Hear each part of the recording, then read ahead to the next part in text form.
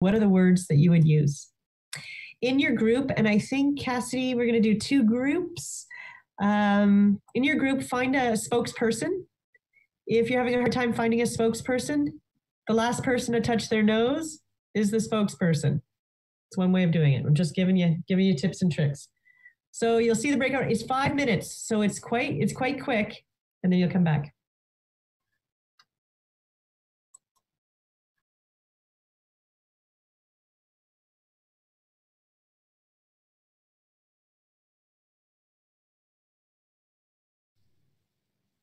Hi, Christina.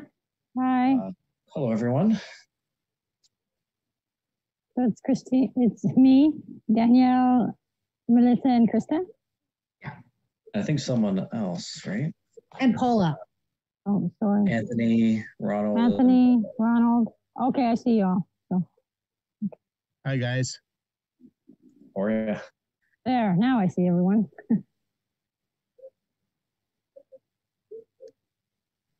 Is there supposed to be a group leader here? Yes, we agreed it was going to be you, Ronald. No. Yes, we did. And here I thought it was your job. I heard her say Christina should take the lead. All right. Well, Joe, if you're asking me to lead, that's fine. But you might want to have somebody else as the spokesperson. We'll see who touches their nose last. There you go. You're touching your nose first, Daniel. And unless nobody else touches their nose, you're elected. That's right. Krista. Everyone's touching their nose. It's Paula. Too late. So I guess we're supposed to talk about whether or not, what's her name again? Joanne. If she is, where she is in the mental health continuum, and what we would say to her. I guess if you were to first see her, like what would you say and respond to her when you notice that she's feeling that way? Yeah, I mean, I would think she's yellow leading towards orange. I think she is clearly hurting, and a verbal check-in just to see how she's doing, and hopefully having her recognize how she's doing would be more than suitable, more than appropriate. I've always found that the point of checking in isn't so that you know how somebody else is doing, but it gives them a chance to speak, and hopefully they're really talking to themselves. That they pick up on the language they're using, and just if they focus on how they're feeling, that might be the singularly most important outcome of the interaction. Yeah, I find a lot of times. I find a lot of times we want to solve the problem, and that doesn't work. I think we're fix-it. We have a fix-it mentality by nature. If you see somebody, there's a problem, you want to step in and solve that problem. But more often than not, 99 times out of 100, if you can just facilitate that person solving their own problem, you will have done them a tremendous service.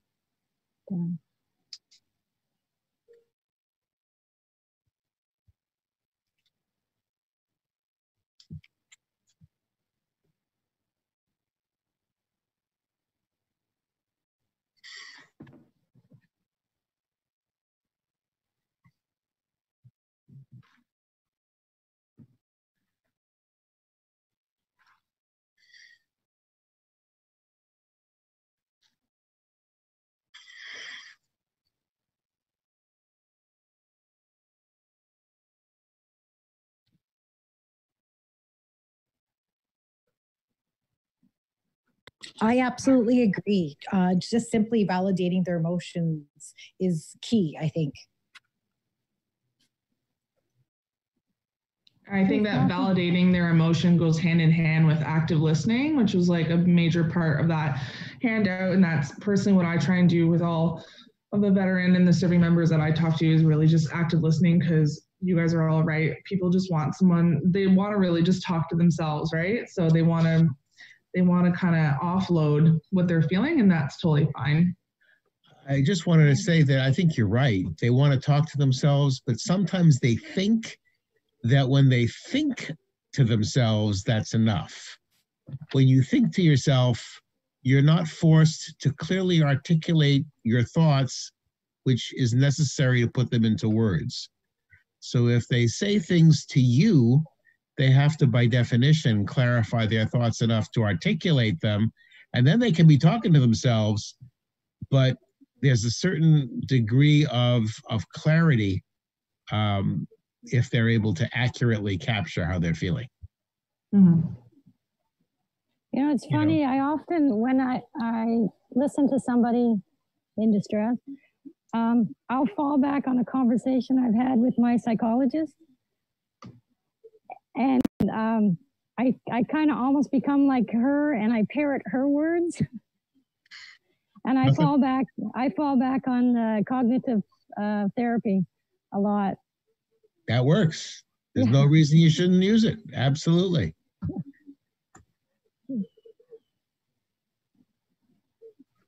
That's good. Does everyone here agree with the yellow to orange to red statement, or is someone thinking differently here? Oh, she's definitely not green. If she was green, she wouldn't have been in the scenario, right? Yeah. The question is how far along in the continuum is she? Mm-hmm. You know?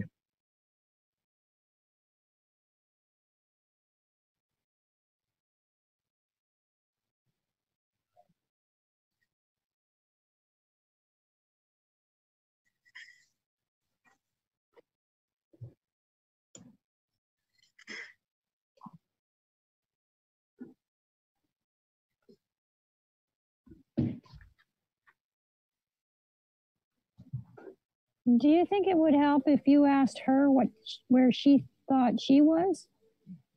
Absolutely. Definitely. Oh, who's going to be our spokesman? Is it Ronald? No, Daniel was the one who touched his nose last. He touched his nose early on, but it was still the last one that I noticed on the screen. I think the screen lagged on your behalf. Melissa, do you have anything to say? No, I completely agree. I don't know. We're running out of seconds. So I'm like, talk fast. Talk quick, yeah. No, I would say orange for sure. Yeah. Sounds good.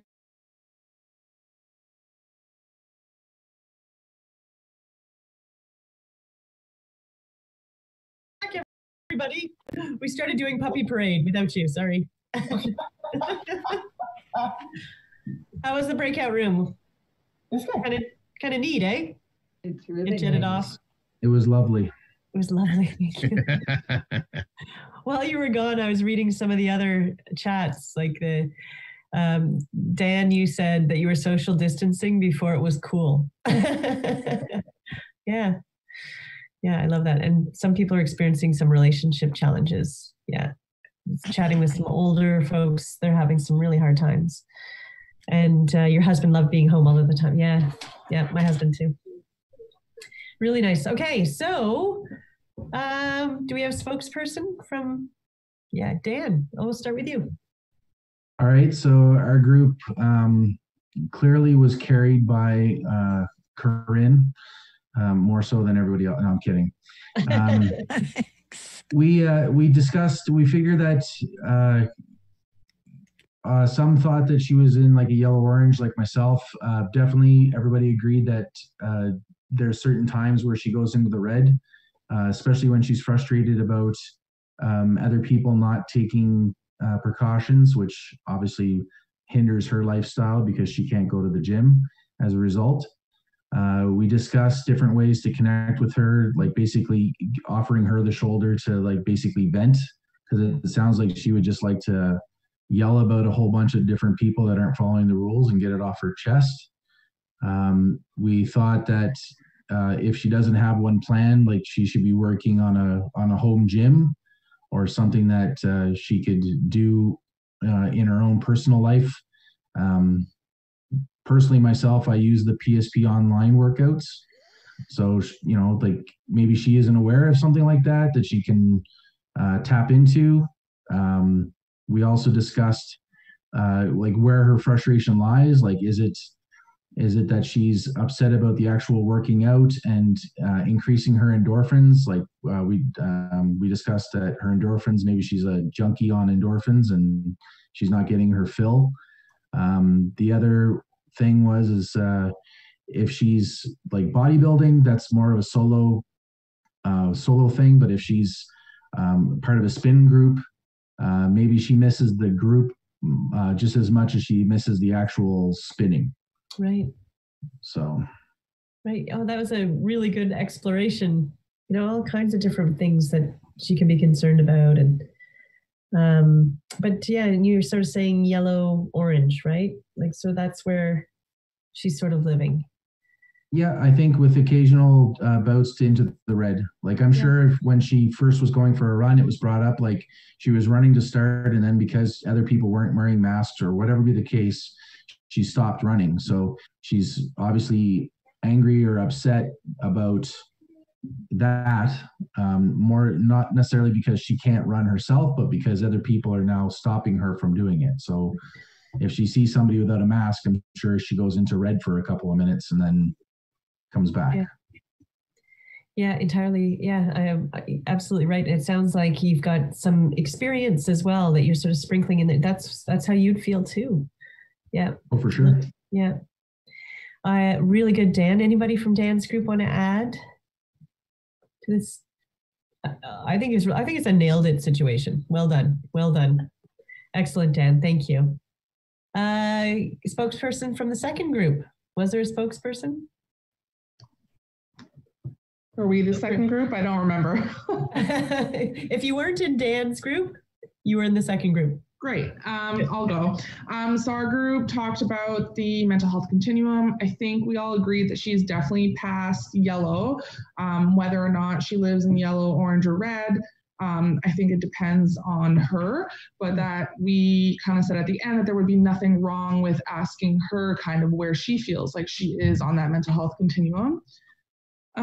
We also talked a little bit about essentially just giving her a shoulder, essentially, to not to cry on necessarily, but to just do active listening with her. So to help her validate her own feelings and to let her just talk about how she's feeling and talk about her emotions and her frustrations, that kind of stuff. And if that was me personally talking to her, because of my job specifically, I feel like I would be able to potentially offer her some alternatives to running outside. Dan made a good point, the PSP workouts, there's a vast array of other alternatives that you could offer her as a potential solution for her to consider. I wouldn't be giving her solutions necessarily, but just things for her to consider. Nice.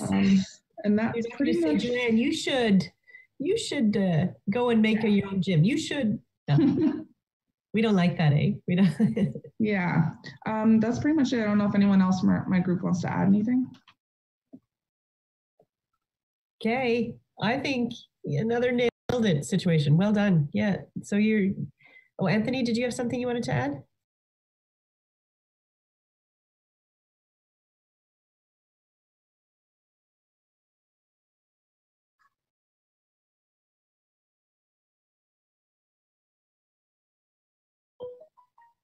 Okay. Thank you. Well done. And so you got a chance to sort of think through the continuum and maybe how you'd use that on a day-to-day basis, and then the conversation guide. Maybe there's some words that you can try out to support people and create safety and calm. Other things as well, again, the I statements, right? I've noticed that, or I'm worried about you. Can we talk about it, or would you like to talk about it? Reassure them that it is safe and okay to talk about how they feel. That can be really hard for people. And so you're basically saying it out loud to say everything you say will remain in confidence. It's safe to share how you feel. It's important to share how you feel. Maybe not comment positively or negatively on the information that they're sharing, because that adds layers of judgment. focusing on empathy and understanding. And empathy is a skill that can be practiced for sure. So there's a bunch of other things that we want to do to support people, and including we need to meet them on their own terms. Right? We can't should people and tell them where they need to go and what they need to do, even though it might feel like the right thing to do. We have to meet people where they are, and that can be really hard, especially if you know what kind of help that they need in those moments. In order to create confidentiality, you can approach them in private. You can pay attention to your nonverbals like tone of voice, body language, rate of speech, and give them time. Awkward silence could also be a really important way to just show them that you're there. And so we'll talk about some of that a little bit more in the second half of the Caring for Others course. So we're going to take a 10-minute break. I've got 4:13 Eastern Standard Time, so 4:23, we're back here together. Feel free to turn off your videos and mute your microphones, but just checking in. Are you guys good? Good to go? All right, go take care of you. See you in 10 minutes.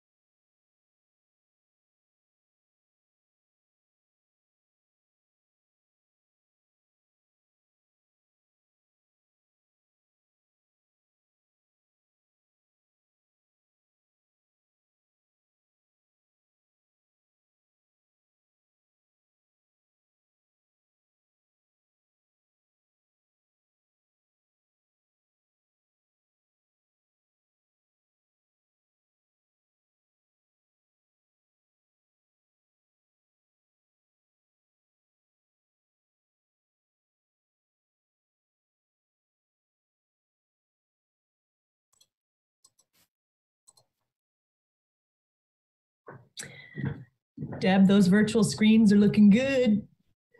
Look at the way it makes your eyes look. I know, right? I'm an alien. Okay, it's different. It's I different. think I'll skip that for now. It's just mucking about a bit. That's fun. I haven't been on Zoom much, so I'm trying to figure it out. Oh, play. Yeah, play away. Oh, I forgot. I was going to, anyways, my internet was causing trouble.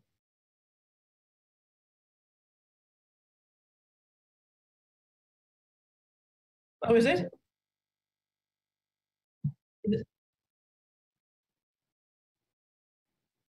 Is that a picture that you took?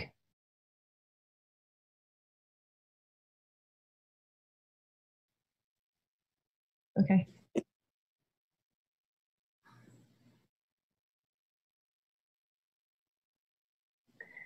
Go ahead, give it a shot. No? Like a waterfall.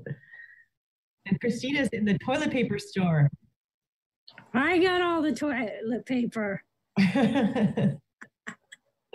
And Corey, I love your rose garden. I'll change it.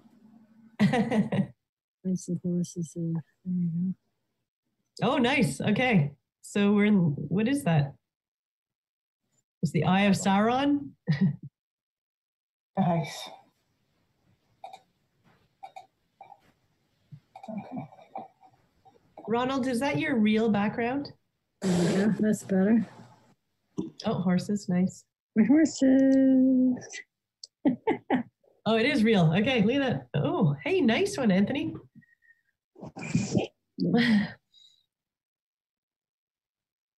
Yeah, nice. Yeah, my laptop is too old for that. All right, welcome back, everybody. And I love that you're playing with the Zoom. You know, we're all going to be perfect Zoomers. Not by the end of this course, but by the end of the pandemic, I think. Well done. I hope you had an opportunity to take care of you, a little bit of a break.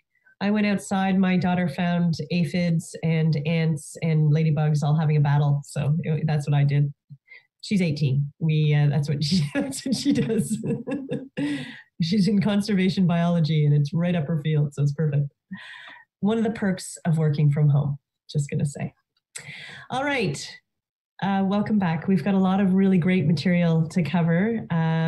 Again, I'm going to highlight that, of course, you all have skills and knowledge. And so bringing those into the space, really great. I'm just hoping that this course validates what you already do and potentially adds some additional skills to your toolbox.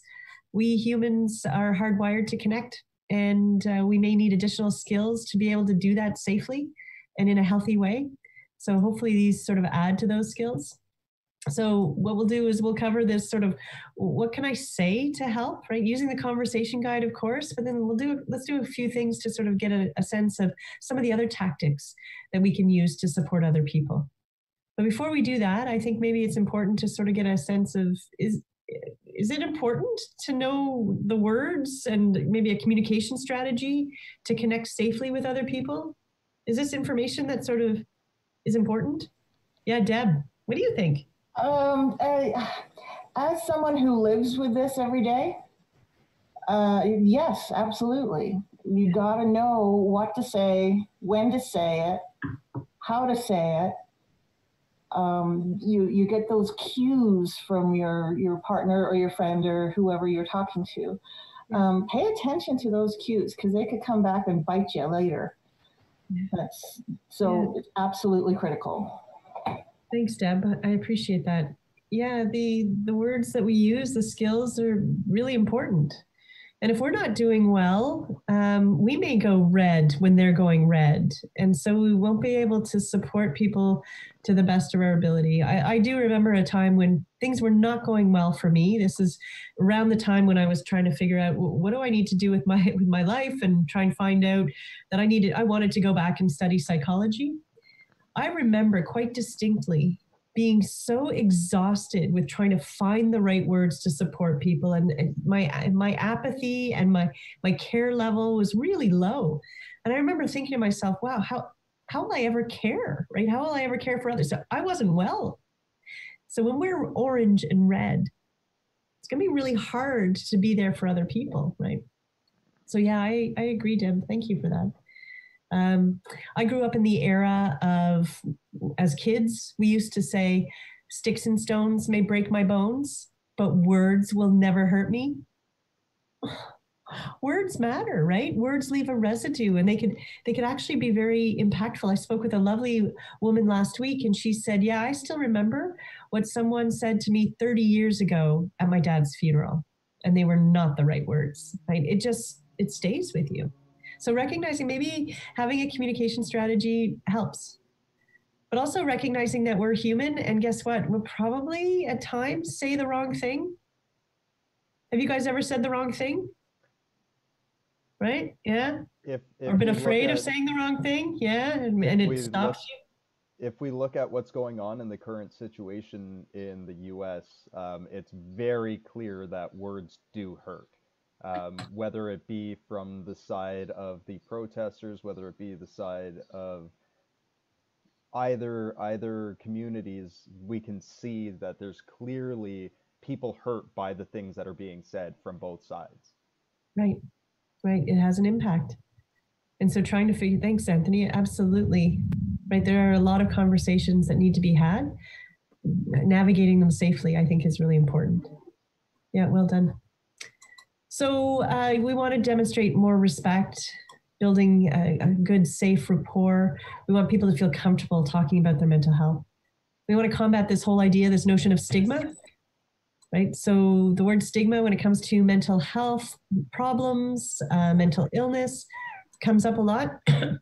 When I say the word stigma, what pops into your head? What are the thoughts? And you can use a chat or put your hand up. But what comes into your mind when you say the word stigma, specifically around mental health problems, mental illness? Shame. Yes. Krista, I agree. Shame pops into my head. Powerful emotion, stops us from putting our hand up and asking for help. Embarrassment or faker, right? This label of, you're faking it. Yeah. Yeah, so a lot of different things pop into our mind when it comes to stigma, and it does refer to that sort of fear, maybe that misunderstanding, about mental health problems and addictions. It could be unstable, it could be weakness, or the negative repercussions. Absolutely. Labeling people, right? These labels that stop people from putting their hands up and asking for help. Yeah, absolutely. It does lead to hopelessness, helplessness, shame, and prejudice against people who are living with mental health problems and addictions. All this misunderstanding and fear. Like Anthony said, people would say, you're just crazy, right? This whole label of crazy. And if you're labeled as crazy, how do you fix that, right? What's the treatment? Or even they just get over it. Suck it up, buttercup. That's part of other words that I heard growing up. Absolutely. Man up too. Yeah, absolutely. Don't be weak. Career impact on first responders. You're broken or a broken toy. Yeah, thanks, Corinne. Yeah, there's a lot of stigmatizing words that we use, behaviors, beliefs. And it stops people from putting their hand up and asking for help and care. And again, if the sooner people receive care and attention, the more likely they're going to do well. We need to get past this stigma. And whatever's the latest pop psychology, or blame. Yeah, whatever's the latest pop psychology. That's interesting, right? So it's the culture, it's the ethos of how we take care of each other, and it becomes part of our narrative. Yeah, and so stigma creeps into our beliefs, it creeps into our language.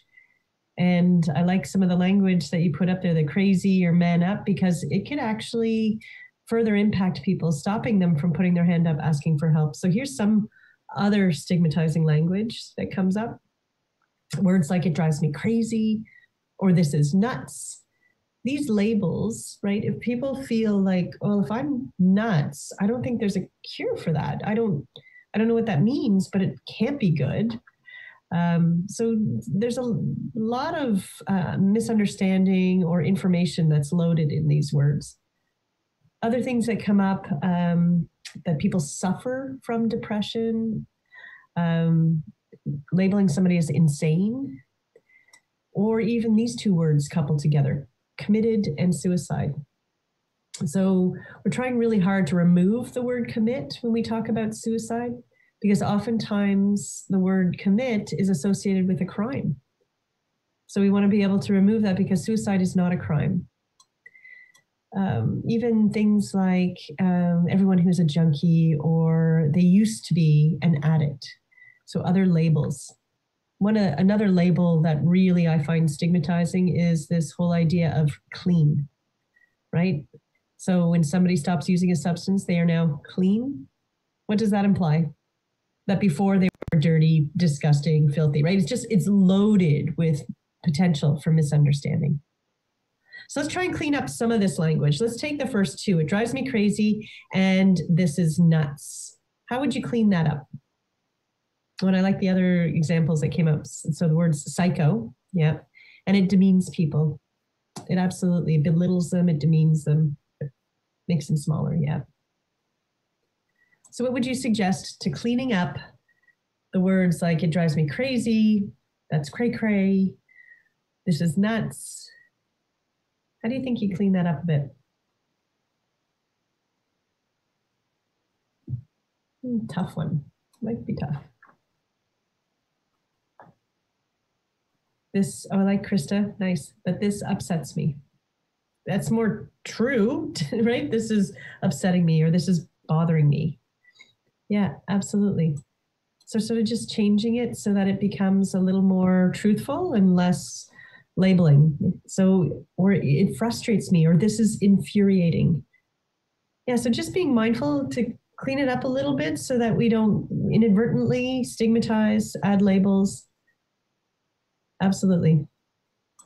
So some of the ways that you can also clean up this language, and it's kind of along the lines of what you said, it bothers, annoys, or frustrates me. It's interesting, strange, peculiar, that people live with, are experiencing depression, maybe not suffering from, but they're living with or experiencing depression. And instead of committed suicide, we're saying that people die by suicide, taking away that possible misunderstanding that it is a crime. And also for people with substances, everyone who uses substances or they are in recovery. There's a TED Talk out there. Have you guys heard of TED Talks? Yeah, tedtalk.com, 5 minutes to 20 minutes of ideas worth sharing. There's one individual, Johan Hari. He has a couple of TED Talks out there that I really like. One of them, he talks about addictions. And he says, you know what, the opposite of addiction is not sobriety. He says the opposite of addiction is community or connection. And even just that understanding, right, about addictions and the opposite piece kind of makes you go, well, yeah, then I can treat them differently. They need connection. People need connection and community. And I like, Paula, what you said, that it's normal to feel this way. Yeah. So there's some opportunities to tidy up our language, to reduce stigma so that people will feel comfortable potentially putting up their hand and asking for that care and attention that they need. Suicide is too close to homicide. Many people still see it as a crime. Absolutely. And I think in some of the papers that I was looking at, that up until 1972, it was considered a crime in many states. So the layers, right? The misunderstanding. When people are thinking of suicide, it's not necessarily that they're thinking of killing themselves. They want the pain to stop, right? They just want to end either the psychological or physical pain. I'll point to some additional learning that you can do to help people when it comes to suicide beliefs and suicide behavior. We do want to, every step of the way, recognize that, yes, our language is important, the words we use, but also other conditions when we're communicating with people. Again, we're hardwired to connect as humans. And in this pandemic, we're communicating and connecting in very different ways. Zooming has become quite prevalent. We even have a Friday night wine and wine with our friends, right? Yes, wine and wine. It's two different kinds of wine. But we're Zooming with our friends to connect with them. You can feel free to use that if you want. You can use it, wine and wine. And so we're connecting with video conferencing. phone as well. We're potentially using the phone a little bit more to connect, as well as social media. So if skills and knowledge around connecting with people in a safe way are important, what are the strategies that we need to think about for each one of these different ways of communicating? So you're going to be put into breakout rooms again, 3 breakout rooms. Breakout room number 1 is going to be video conferencing. So what are the strategies that you need to consider to create a safe, non-judgmental communication environment? And then phone, same idea, and as well as social media. So Cassidy's going to tell you which room you're going into, identify a spokesperson, and you'll have 5 minutes to have that conversation. Sound good? Okay. Cassidy, over to you, Tech Wizard. Almost. Oh, there she is. Okay, just renaming the rooms here, guys. Canada as well. So while Cassidy's doing that, I'm reading some of the chats. So Dan, yeah, thank you. Canada also.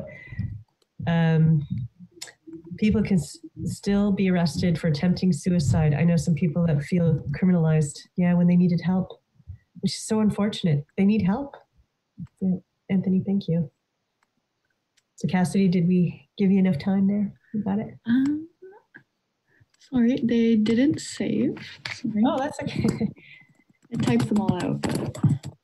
So we can do it that room 1 is video conferencing. So when you get put out in your breakout room, it'll tell you the number. And I think on the top right in your room, it'll have the number as well. Room 2 is phone and room 3 is social media. And for social media, you can choose Facebook, the Instagram, the TikTok. Oh.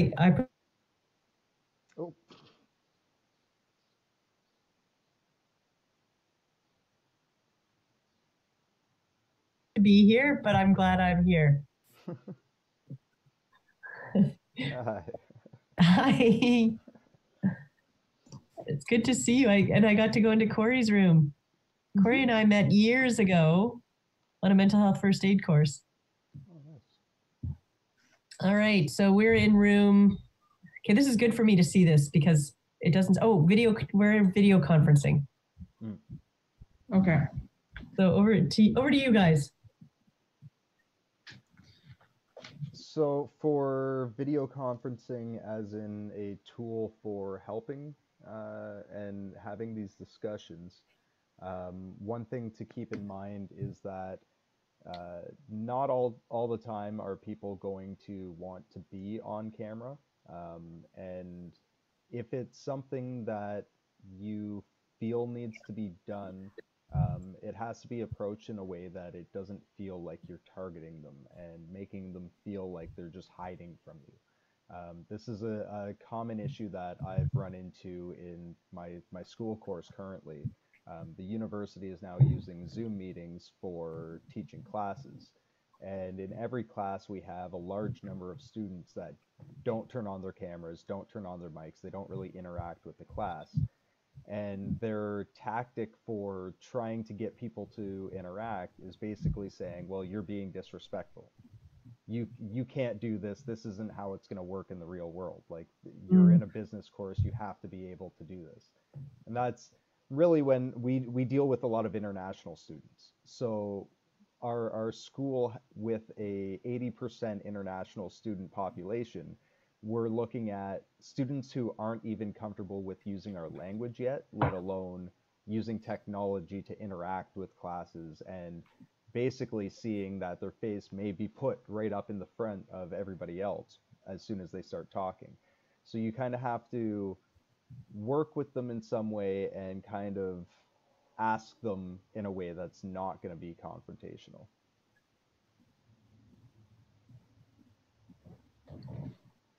Thoughts from the rest of the group? I'm trying to stay. That's a really good point. Yeah, that's a really good point. I don't have anything to disagree with that. I would just say I totally agree, and I think it depends on everyone's comfort level. And even sometimes I find people will not want to use video conferencing because they don't feel comfortable with the technology itself, and they don't want to admit that. So because to them, I guess there's some sort of stigma, especially working with seniors. They they don't want to touch any technology with a 10-foot pole because they don't want to come across, in their own words, as stupid or I can't learn this, it's too late in life kind of thing. So yeah, I think it's something you have to be careful about. Krista, Corey? Well, I think in terms of video conferencing and the world that I'm currently operating in, it's incredibly important to establish rapport and trust and the sense of them being safe and secure in the conversation. And there are techniques that clinicians use to do that, to enhance that feeling. It's okay to trust. It's okay to talk. It's okay to let it all hang out in terms of what the pain they're feeling. One of the hardest things is to convey empathy over the online Zoom medium. And that is really something that comes with practice. I'm not there yet. I'm working it like everybody else is working it. And to enable them to feel compassion. But in order to do that, it's the language, as Sherry has been taking us through. It's language. What words are you choosing to use in the conversation that's going to help them feel that there's compassion there, that there's trust? So they can, and to help normalize where they are in their journey. So that's a challenge at this time. There's also a whole protocol that we have to go through to make sure that they're safe in their video conference, because they're usually in their home. They may be in a home that has somebody else in it that doesn't know that they're having therapy. And so there's a whole protocol of questions.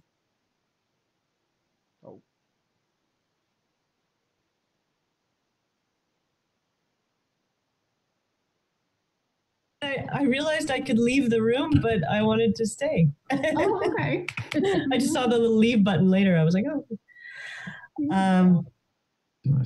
Welcome back. It's good. So, Talking.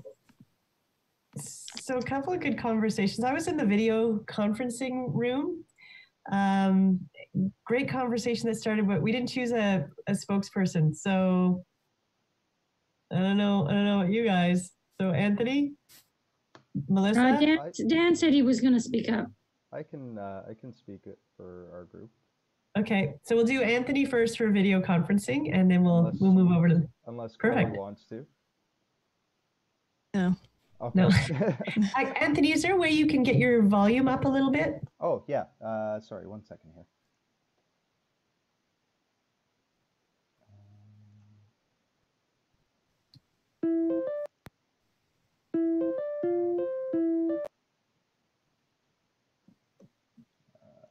Sorry. Where's my settings? Oh, there we go. Some people have those big microphones. They scare me. Yeah, normally I have a gaming headset that I can use. Yeah, okay. I can hear you. It's just a little soft. That's all. Is that better? Can you guys hear him? Okay, go for it. Okay.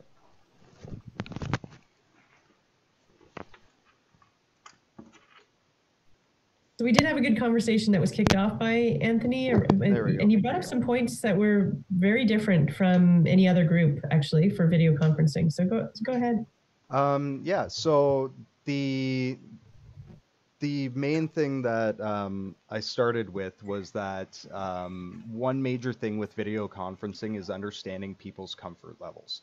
A lot of people going into video conferencing, if they're not comfortable with being on camera or even the technology itself, you have to understand that not everybody's going to want to use certain parts of the video conferencing, right? So with our school, we use a lot of video conferencing for classes, and we find that a lot of the international students who aren't comfortable with the language and aren't exactly comfortable with the culture as of yet, they tend to be more likely to not want to come on to the video conferencing or come into the class with a video on or with their mic on. So you have to be very cognizant of how you approach that, if it's something that you need them to do, or that you feel is going to be beneficial to them without being hostile or making them feel less about themselves. On top of that, what Corey was also saying is that there's a lot of techniques in which people can adopt to show empathy and show that you're actually empathizing with their situation. One thing I wanted to add to her note as well was that a lot of the time people use body language to purvey empathy and to purvey their feelings. When you're in video conferencing, yes, you can still see the person, but you're not exactly going to be able to feel that empathy and see that body language. So a lot of the times it's stuff like not hunching over and not slouching back and stuff like that while you're speaking with someone through the video conferencing. So I think there is definitely a lot of techniques that, like Corey said, that really we have to think about how we approach how we speak and use those same techniques in using the proper languages when we're speaking to people through video conferencing. Really nice. Any other additions? You got a thumbs up from Corey. Melissa, was that good? Thumbs up there.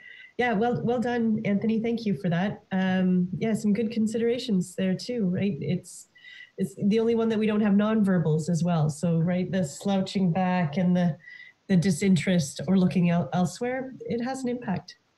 I don't know about you guys, but do you try and look at the camera or it's trying to make eye contact using video conferencing? It's a little challenging. That's always hard, especially when you have other things going on the screen that are moving. Especially, it's a thing with streaming as well. When you're doing things where you're just talking to the people who are in a stream, it's very hard to focus on just the camera to make eye contact and not be reading the chat and watching what's going on the screen elsewhere. Yeah. It can be distracting. Yeah, absolutely. When you want to be there for someone. Yeah, really nice. Thank you for that. Good group. Best group out there, because I was in there for some reason. Phone. Who is the spokesperson for the strategies around phone? Mm-hmm. We didn't get one. Okay. That the de facto then is you, Ronald. You're what? So we spoke about how the phone is the oldest, triedest, and truest mode of verbal connection. I think Linda in our group was the one who said the following, which made an impact on me. She said that when you're on the phone, you have to really, really focus on listening. It's obvious. Maybe it's obvious. But I mean, that's really what we do. And the fact that you don't have the visuals, you don't have the backgrounds, you don't have the body language, you don't have the other modes of assimilating or observing evidence that could go into an assessment of who the person is that you're talking to and where they're at on the spectrum or the continuum. You have to really use your listening skills to be able to make an accurate assessment.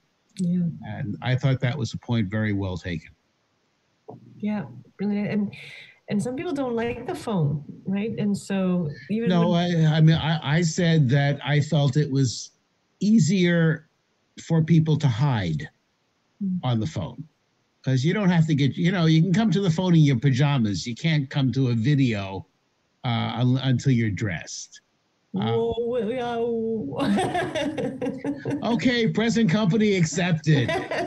But I mean, the idea is when you have more than just the audio, there's more information, but it sometimes takes more effort on the part of the person you're trying to reach.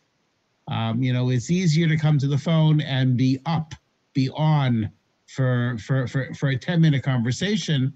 There's less energy that gets put into that than having to get dressed and comb your hair and log in, wait for the computer to power up and then hope that the Zoom responds And then when you finally make the connection, then you can begin your conversation if you still have any energy left.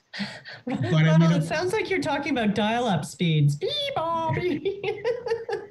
Hey, don't let this gray hair fool you, right? Yeah, you're right. There are some challenges. So the phone's been around for a long time, but generationally, not everybody likes the phone. So actually, you know what? Dan had his hand up. So yeah, what are you thinking, Dan?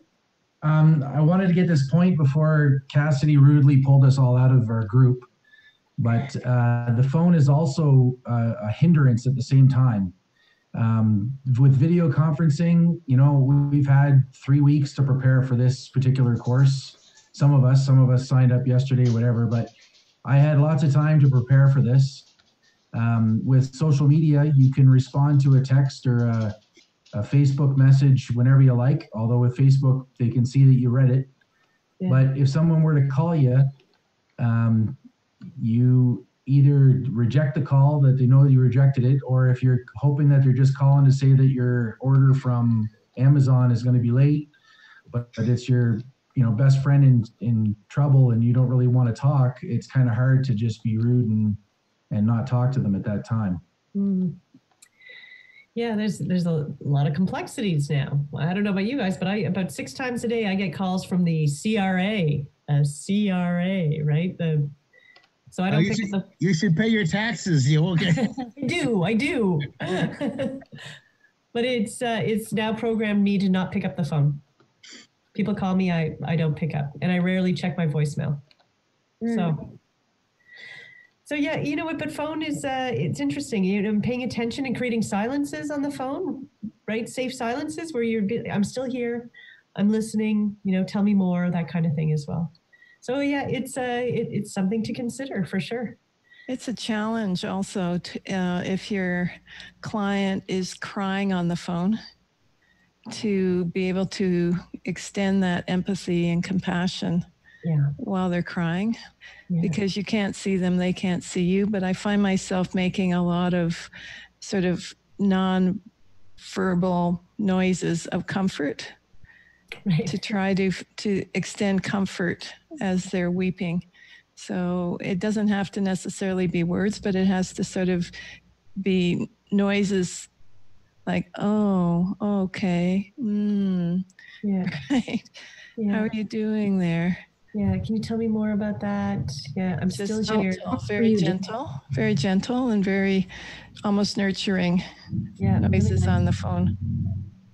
Yeah. Really, really nice. Appreciate that. It's there's some subtleties, absolute subtleties. And so recognizing that with each medium, we may have to just engage in a slightly different way to create that sort of safety and that no judgment. Really nice. So let's move on to social media. How did the social media group do? Do we have a spokesperson? Oh, Daniel is touching his nose. He's not doing it. Anybody else in the social? Oh, Julia's, Deb's doing it. No, Christina's doing it. No, Christina's touching her nose. She's not in. Deb, you're the de facto spokesperson. Okay. Christina did say that she does it for a living. And she tries to be as inclusive as possible in her typing, like using neutral gender terms, for example. It's something as well that you kind of think before you type, because we don't have those other cues. You don't have the body language and the tone of voice and all of those things that we really do rely on in face-to-face. It's very easy to be misinterpreted on social media or on texting, any of that kind of thing. So if necessary, sometimes, I've had to take a day or so to think about responses before actually responding, simply because I've been so triggered. Slow down. You don't have to answer a text right then. Right. You can take some time with it. Anyone else in my group can add in? Is there anything else? Yeah, it's an important platform, right? And it's a one-to-many. And so being careful and mindful about what you put out there, that's important. Deb, thank you. Well done. So well done. I just think it's neat to have those conversations around how do we connect with people in a safe way using these different mediums. So other thoughts, again, the respectful language, looking to make sure that we're using language that lands well. Tone of voice, even nonverbal cues, taking a look at, especially when we're video conferencing. I'm just going to open up my, am I still sharing the screen? Are you seeing my screen? No, that's what I figured. All right. I'm gonna fix that. There we go. And the chat. I got my chat back up. Look at this. Can you see the screen now? Listen and communicate without judgment. Thank you. Appreciate that. Okay. So other things that we need to think about potentially, again, with what Corey was saying, I like the I see, like when you're using the phone, I like to, in these silences, just say, I'm still here. I'm listening. I'm giving you lots of time, and take your time, right? So you can actually get stuff out, but just making sure that they know that you're still there. Being patient, maybe don't interrupt or don't finish somebody's sentences, which could be really hard at times, right? Because you're just trying to get things going. People may not be clear. They may repeat themselves, and they may speak slower or faster than usual. Try and focus on the person and avoid distractions. I have a great relationship with my mother, but when I call her and want to talk to her on the phone, 9 out of 10 times she's either loading or unloading the dishwasher, right? So it's like clang, clang, clang, clang, clang, clang. She's not paying attention to, right? Those distractions. Even tapping on the computer or rustling of papers could be a distraction. You can ask clarifying or confirming questions. And again, getting comfortable with silences could really help. So we're listening and we're communicating without judgment. And at times too, we're going to inject elements of hope, reassurance. And so here's some potential words you can use as messages of hope. I like realistic hope, right? As much as I love fuzzy kittens, rainbows, right, and all the unicorns in the world, I like it when people are providing very realistic, tangible hope. So what have you seen in terms of messages of hope, or what have you been saying to people to give them hope? What comes up? I've heard a lot of different things, including even just, it's okay to be not okay, right? Other things that I've heard, and feel free to type in what you've seen, because here in Kingston, there's a path around our subdivision, and people have been painting rocks with messages of hope, so I've got lots of them. And they've been painting also kittens and rainbows, which are great too. I think the best one that I've seen recently is the we're all in the same storm, but in different boats, right? We all have our own skills. We all have our own experience. So it'll be very different for different people. So recognizing, maybe a couple of messages of hope to help people connect with recovery and next steps, and maybe alleviate some of the anxiety and the uncertainty. Deb, you said for pandemic time, things like we are experiencing the same thing, but in a unique way. Yeah, in our own way. Absolutely. So we're all allowed to have our experiences to maybe a very similar situation. So think about those messages of hope, but also recognize that you could say the wrong thing. And these two words might be the wrong thing. At least you have a job to go to, or at least you're not sick. So the words at least may diminish someone's pain, may invalidate where they are. And so recognizing that maybe we should sort of check ourselves when we come to the at least. Anthony said everyone goes through struggles, but there are steps that we can take to move forward. I really like that. Yeah, there's steps like these next steps, right? Positive, healthy next steps. So let's take a look at this at least. You may have seen this video before. This is a Brene Brown video, empathy versus sympathy. So she's looking at empathy and sympathy. But I'm going to ask that you look for those two words, the at least. There's a couple of examples in there that focus on the at least. I'm going to click play. If you can hear it and see it, give me a thumbs.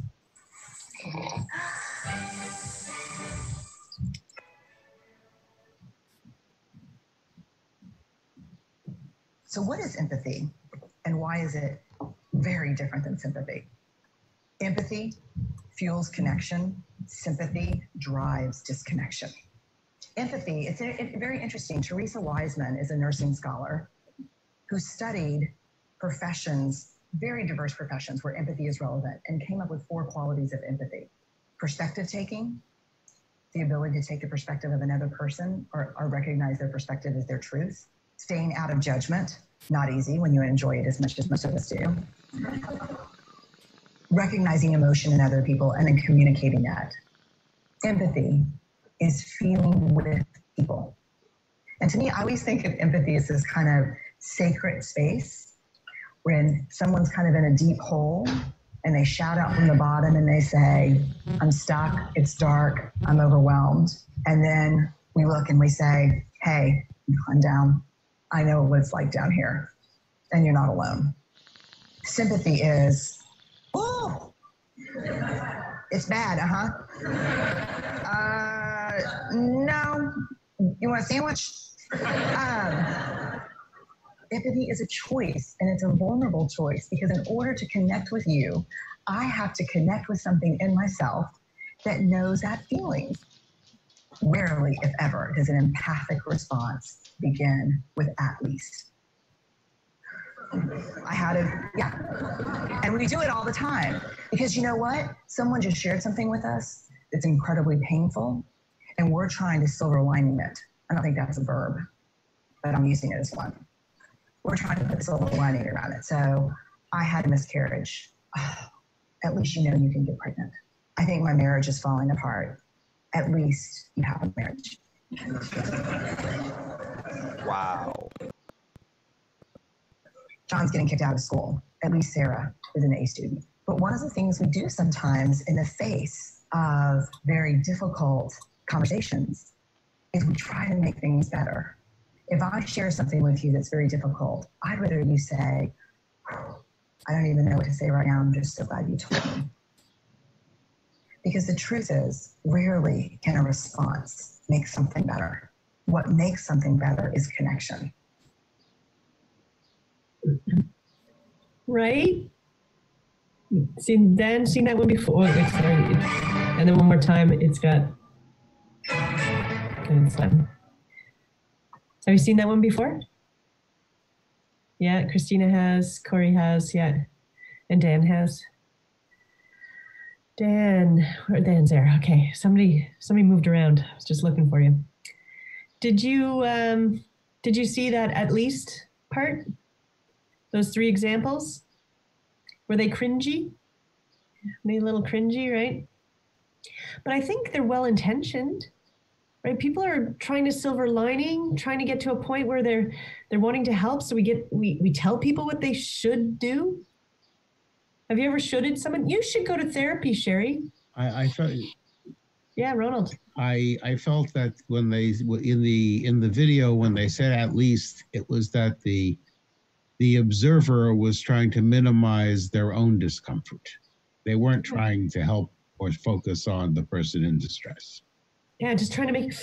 Wow, let me make that feel better for you and for me. No, forget you. Let me feel. I want to feel better. Right? Yes. Your problem is making me feel uncomfortable. True story. And so yeah, let me feel better about me. Here we go. Yeah.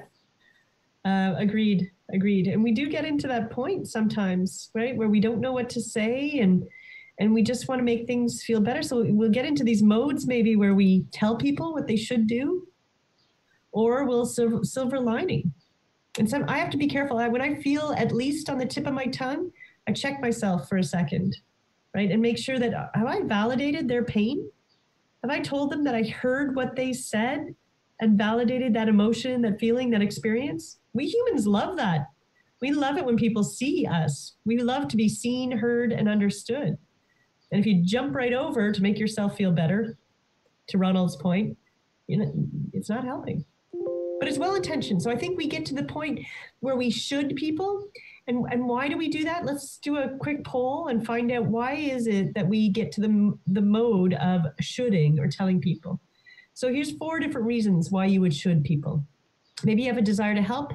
to resolve the problem. Maybe you feel that the situation's urgent. Maybe you have previous experience, so you think you know what they're going to say. Maybe you have previous experience, so you think you know what they should do. Why do we think we get to a point where like, you should go do this?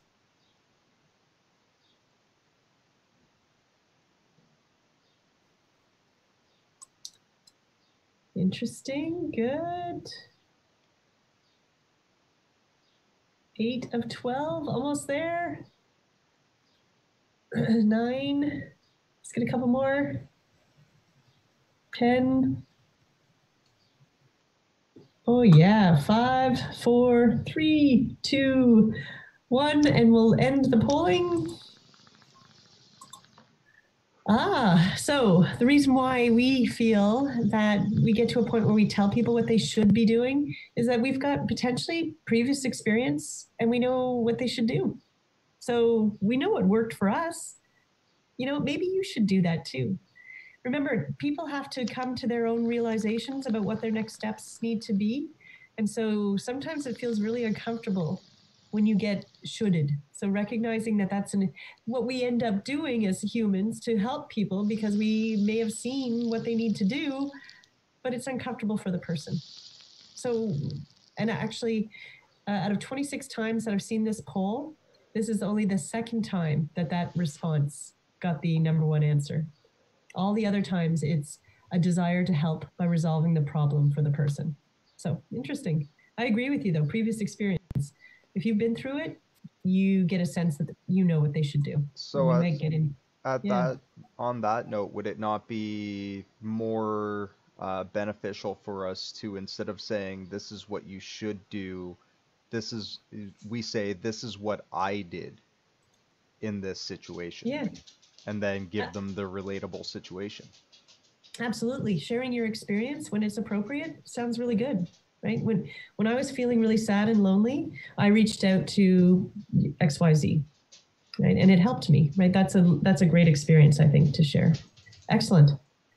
And also for some people, maybe it's just recognizing that you've got the at least on the tip of your tongue or the words you should on the tip of your tongue, and shift away from that desire to tell people what to do over into asking them questions, right? Be a little more curious, really try to understand their situation and what's going on in their internal world.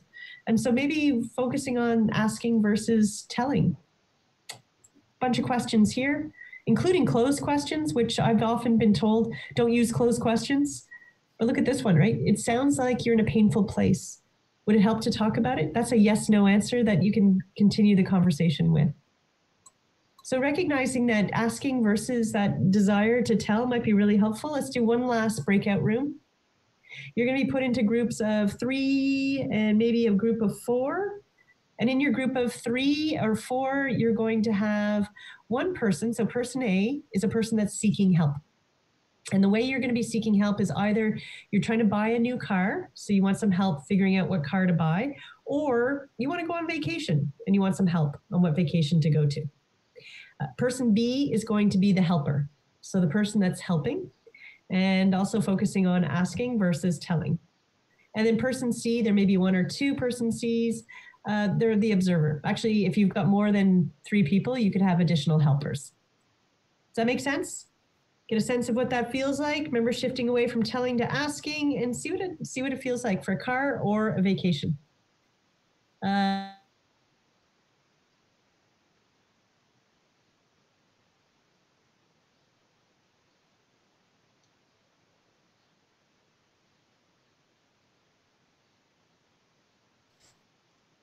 I fully volunteer to be the asker because I'm actually trying to figure out where to go on vacation. We can easily solve that because you can't go anywhere. Well, once we can.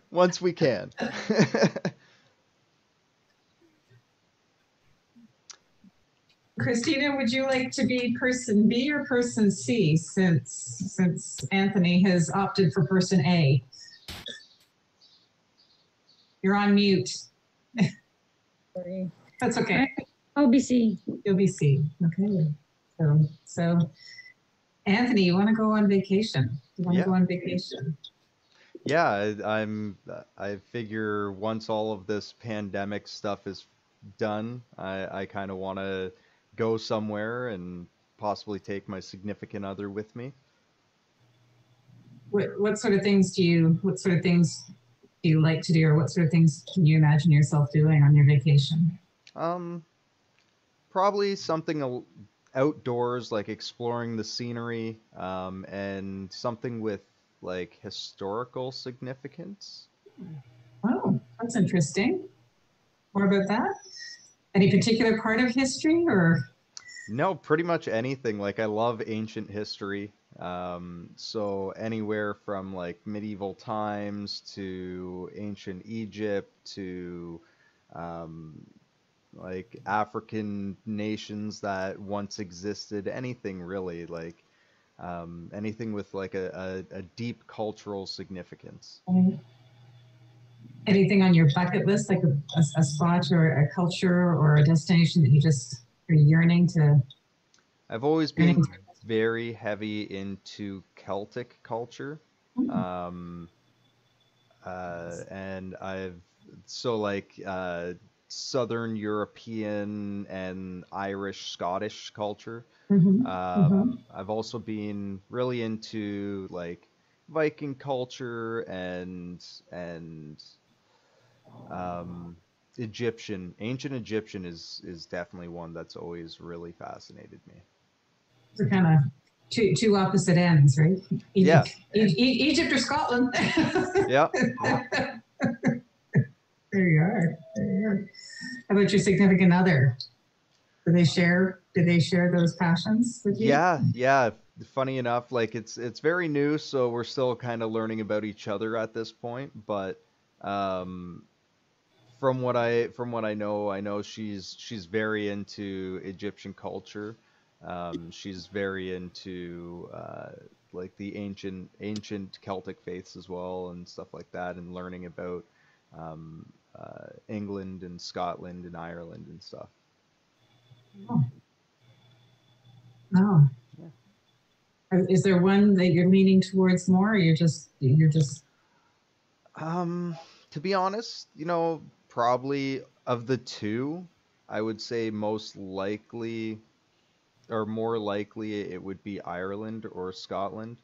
Probably the package deal, to be honest with you, but yeah, because I do know that my significant other is kind of not too keen on hot temperatures. So that's the one thing. So yeah, Ireland or Scotland would most likely be the ideal out of the two. Maybe a bit more accessible in this particular juncture too. I mean, even after the pandemic ends, it might be a little, and I heard you say that, it's still sort of not early days with your significant other, but you're still mapping things out. So maybe a little less of a little bit closer, shorter flight, all of those things. Yeah. As a way to test things out, right? Yeah, absolutely. Well, if you need someone to carry your bags, give me a call. Right on. Give me a call. I'll even eat haggis. According to DNA, I'm 8% Viking, so you can ask. Oh, there you go. You got two people to carry your bags. Right on. I was going to say. Oh.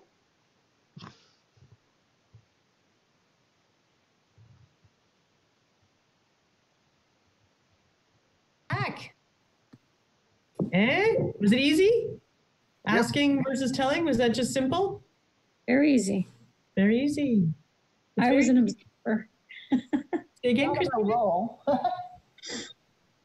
some people find it challenging. I, at times, find it challenging. I found it challenging. I was in a group of one. Were you? Yeah. And I'm so sorry. So, what did you think about? Sorry about that, Dan. That's all right. Yeah, we missed our observer on our group. Oh, did you? Okay. All right. So we're still working through it. Cassidy's doing a great job. It's her first time. So we're learning. We're learning. But thank you for sitting through that. I'll take that, Emma. Who's that? I heard some. Okay, I'm gonna go around and mute just to make sure I know who's talking. In any case, asking versus telling. Some people find it easy. Some people find it a little challenging. And the themes or the topics. Ted says never do. Laugh out loud. Nice. The topics are actually delicious to want to tell people what they should do. Vacation? Oh, I know what you should do. You should go to Cuba, right? Or you should, because you just get in that mode where you just want to tell them what they should do. So, did anybody do a vacation? Did anybody talk about a vacation? So where are we going after this is all said and done? Well, I think Julie is the observer, weren't you, Julia? What did you see, Julia? Yeah, I observed, and we did the vacation talk, and they were really great at sort of, asking those good questions of what, in your past travel experiences, like what did you enjoy? What did you not enjoy? We even talked about, important questions of budget, right? Making sure it's staying sort of realistic, not maybe narrowing it down to sort of a destination option that isn't feasible for the person. Was really good at, I'm trying to remember the names here. Was really good at doing sort of, could instead of should. So, this could be a good option for you instead of sort of telling. And just they're awesome at asking questions. I don't think there was much telling involved. It felt natural and comfortable as it was. Nice. I like that. And for some people it is very natural and comfortable. And for some people it's a little harder. So just recognizing that when it comes to supporting people, and it might be delicious to tell them what they should do, especially if you've got previous experience and it worked for you, you may get into that mode. So shifting away from that telling, that at least, or that should. And I think somebody put in, should is a toxic word, Christina. Thank you for that. Yeah, it can be. And I know I get an emotional response when I get people telling, you should. I just feel the heat go up my neck and that coming out. So recognizing, just moving over into more asking out of curiosity or to understand. So in the interest of time, I'm going to keep moving on through so I can get you guys off to your day at the half hour. I think it's important we recognize that not everybody is going to be ready. There's going to be potentially some reluctance for people to have conversations or reach out to those supports. So with our friend Joanne, that could very well have happened, that she doesn't want to have a significant conversation or reach out to those supports. So here's some of the things that you can do. If a person is reluctant to talk, recognize that they just may not be ready, right? They could be going through cycles of awareness and denial. We do need to maintain realistic expectations about what we can and can't do to support people. But here's some words that maybe you can use to sort of help them recognize that you're still there, even though they're reluctant at this point to talk. Things like, I want to help. It seems that maybe you're just not ready to talk about these things right now, and I'd be glad to talk to you when you're ready. I usually tell people I'm on your team. I'm on your team. If you need anything, I'm on your team. If a person's reluctant to even reach out to supports, shame could get in the way. Even that fear of acknowledging that there is actually a problem, or maybe they don't believe that they have a problem at all. So again, let that person know that you'll be available when they're ready. And we're talking about creating safety and support and giving people time and giving them space. But we do that up until a point where we suspect or know that there's a risk of harm to themselves or others. So when someone is now at risk of harm, we need to engage in something slightly different. So what is harm? What's that moment where you say, I have to change my tactic and I have to reach out for help and care? So harm itself, it's really talking about harm to yourself or other people. It could be suicide. It could be excessive use of substances. It could be extreme distress, like a panic attack. It could be disturbing or aggressive behavior. Some people may even lose touch with reality. That is what we're talking about when we're looking at harm. And during this pandemic, I've seen a lot of different aspects of harm, like panic attacks. And a panic attack is a sudden onset of intense fear or terror. It develops very suddenly, and it could feel like a heart attack. And so you're going to reach out for care. Excessive use of substances, where people are overusing, and it becomes a very slippery slope. Angry outbursts, that's red. When people are red, easily enraged and angry, that could be a moment where you're reaching out for care and support. And suicidal thoughts and behaviors. If someone is at risk of suicide, there are many things that you can do, but one of the things you can do in the near term is to educate yourself a little bit more about how to support people if they're having thoughts of suicide. So livingworks.net has a lot of courses. They've got Safe Talk, which is 3 hours, Assist, which is applied suicide, intervention skills training, which is a 2-day course.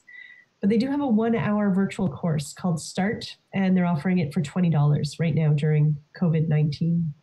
If you see any of these aspects of harm, you are reaching out to support. So it's either a crisis line or 911. While you're calling those supports, you are staying with that person. You're providing that safety, that comfort, that care to provide some calm in that situation while you're connecting to those supports. And here's a list of some of those supports.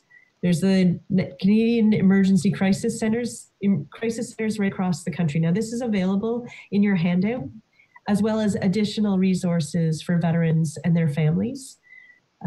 These ones are, generally speaking, how you can find crisis lines right across the country. And 911. For veterans and their families, the CIFMAP number or the Veterans Affairs Assistance Line, 1-800 268-7708 is a 1-800. I think it's 1-800-268-7708. Had a little bit of a brain fart. It's on your handouts. That's 24 hours a day where you can actually tie into and gain access to, not immediately, it takes about 24 or 48 hours, but you'll get a therapist free. Right, so you can get sessions where you get virtual therapy now. Family information line, 24 hours a day, 7 days a week, no matter what challenge, no matter whatever you want to talk about, you'll get a trained social worker or mental health professional. 211, I like to make sure that everyone who's caring for other people knows about 211. It's all social supports in your area. Some provinces don't have it fully implemented yet, but it's mental health supports, physical supports, financial, housing, you name it, they'll be able to guide you there. So it's like a social services directory. So reaching out to those supports every step of the way. If you are concerned about harm, you are reaching out for those supports and you're providing comfort while that person is waiting with you for care and attention. If they are reluctant, which sometimes that happens too, you can actually then use some of these words to help put them at ease while you're connecting with certain supports. And I use these words often. And I'm going to highlight these 2 last sentences. I'm worried about you. I think we need some help. I'm going to call a crisis line or 911, and I'm going to stay with you while we wait. Right? So that whole idea of I'm worried about you, I think we need some help, I'm going to stay with you while we wait. Does that make sense? Right? If someone is reluctant for care and attention, those are good words that you can use to support them as you get the necessary care and attention. Now, if you're working with someone, especially in a crisis situation, it's really important that you take care of you, right? And you may have seen this before, the whole idea of when you're on an aircraft, right? They say, when the pressure changes, oxygen masks fall, and they say, put your oxygen mask on first before assisting other people, right? Take care of you before you assist other people. Well, if you're a parent, a caregiver, a nurturer, I suggest anybody on this course, you're going around and you're putting masks on everybody, right? Before you put your mask on yourself. So prioritizing you every step of the way, really important. We talked about that in the mental health continuum. If you are orange and red or red, your level of support, your level of empathies can be really hard, right? So recognizing we've got to take care of us every step of the way. And here's some of the questions, some of the thoughts that you can sort of use to self-assess. I use the mental health continuum. I've got a mental health continuum for me, a Sherry specific mental health continuum. So I know what Sherry red looks like: orange, yellow, and green. My key indicator for me is crying. And don't get me wrong, eating, sleeping, and crying, they're my favorite. But I know when my crying is not my healthy, my green. I'm just going to say goodbye to Corinne. She's got to leave. Now that she's got another Zoom session to go on to. Mwah. So good to see you. I'm going to have you guys out of here in 2 minutes, the rest of you. All right. These are a good series of questions to ask yourself. Are you listening to the signs that you're stressed? And what that means is, are you listening to your body? Right? The whole idea of checking in with your physical health, because mental and physical health, they're intertwined, right? If your physical body isn't doing well, oftentimes your mental health has some challenges, and vice versa. And the body keeps the score, right? There's a book by Bessel van der Kolk with that title. It says that our body holds the stress. So if you want to check in with yourself, check in with yourself. Where am I holding tension? Where do I feel some pain, right? Head, gut, and other aspects of you. For me, it's the neck, right? That's where I know I'm holding stress. And I know that maybe that's a yellow or orange situation for me. Recognize for ourselves, it's okay to be not okay. And it's okay to reach out to professional supports. It's important that we do. And it's important that we talk about it, right? Reducing that stigma, normalizing it, and leading by example. So reaching out for additional self-care and resilience. So I'm just going to cover everything that we've covered in the next 2 minutes. In closing, noticing the signs, right? Notice the signs that may indicate mental distress in other people and in yourself. You can use the mental health continuum for that. You can use the conversation guide as a set of tools to create safety, comfort, and calm. Maybe looking at our language and cleaning it up every step of the way, right? As we learn more and do better. Trying to focus not on telling, on shoulding, at leasting, and moving over into asking out of curiosity and to understand. And if you're concerned about harm, you're reaching out to 911 or a crisis line and staying with that person while you wait. And don't forget to check in with you, right? Using that continuum, using the series of questions, you are a priority. If you're going to care for others, you need to take care of yourself. So livingworks.net is a great website for suicide prevention. If you want to learn more, I highly suggest checking that out. This is in your resources. Mental health first aid, when we're able to come back together, I highly recommend that you either take or retake the course to add to your collection in your toolbox. Having said that, you did it. 2.5 hours, learning a little bit more about caring for others, maybe validating some of your existing tools. I just want to say I so appreciate your participation, the fact that you were there. I saw you all, and I really appreciate you being here. And I'm just looking, Anthony said, just talk to your worker for the link or go to the VAC website. Yeah, absolutely, on the VAC website, the 10 free sessions. Perfect, yeah. Thank you for that. Yeah, if you go to the VAC website, it's all there. Great point, Anthony. A good resource is Road to Mental Readiness app. The continuum is right there. You can do a self-check and coping techniques. Excellent. You guys are a wealth of information. I so appreciate your time and attention. Go forth and take care of others, but don't forget to take care of you every step of the way. Ronald, thank you for being here. Really appreciate that. I also want to thank the Commission, the Mental Health Commission, for putting this together along with Veterans Affairs and rolling it out free of charge. Yeah, really nice. Thank you. I'm glad you're here. Thank you, Dan, for your participation. Deb, that was great. Christina, love it. Daniel, Melissa, Catherine, Anthony, well done. Krista, Julia, thank you. Really nice.